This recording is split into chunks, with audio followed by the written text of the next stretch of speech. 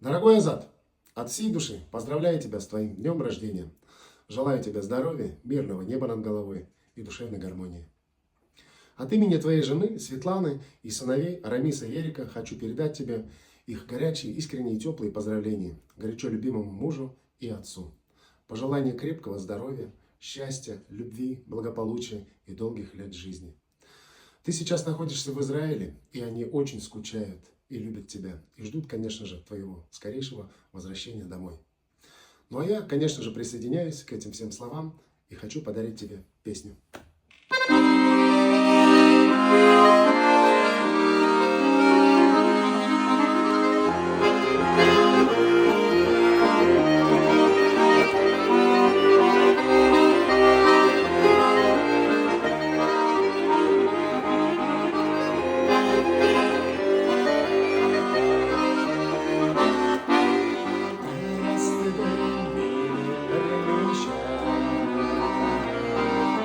Terestayım yaranı gönlüsen O yaranlar gibi konsular Bəğirgəyim beni gülmisen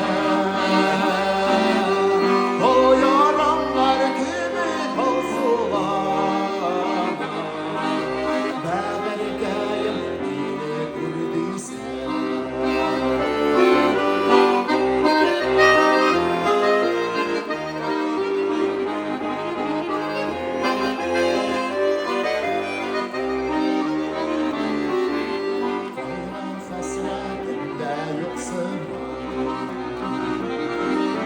Yürekkəyim yana utsama O zamanlara müddət işlərim Ey qalmış əlinə pislərim O zamanlara müddət işlərim Ey qalmış əlinə pislərim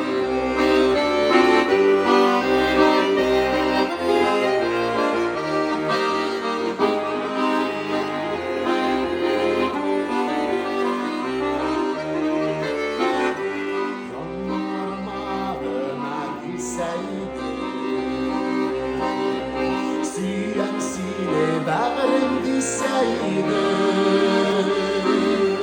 Kuzlərimdən olmay kuzlərim Siləridim yürək sırlərim Kuzlərimdən olmay kuzlərim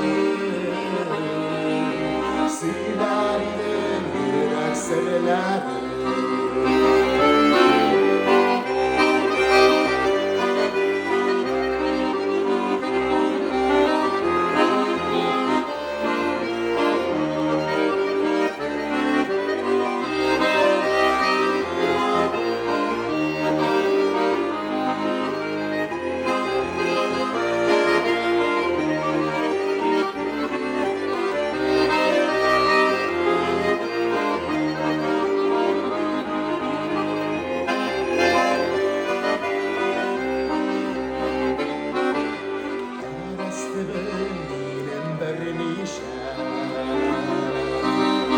Terestayım yaranı gönlüsen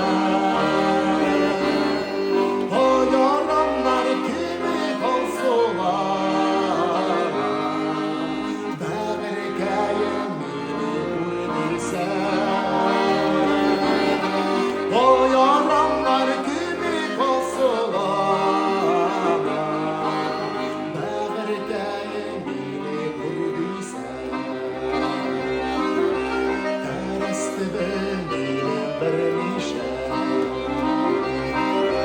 Terestayım yaranı gönlüsen